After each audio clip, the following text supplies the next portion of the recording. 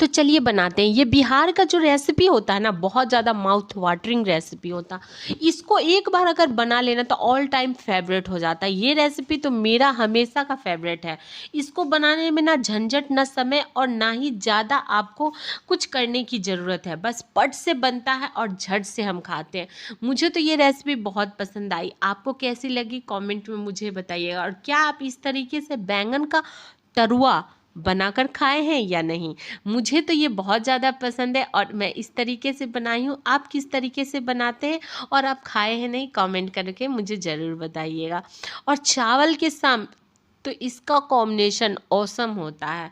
बिहार की तो हर एक रेसिपी में एक अलग सा जान होता है, जो खाकर ही जान में जान आ जाती है।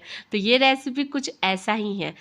तो ट्राई कीजिए, अच्छी लगी हो तो शेयर भी कीजिएगा। Thank you, bye bye. फिर मिलते हैं ऐसी बिहारी रेसिपी के साथ। एंजॉय।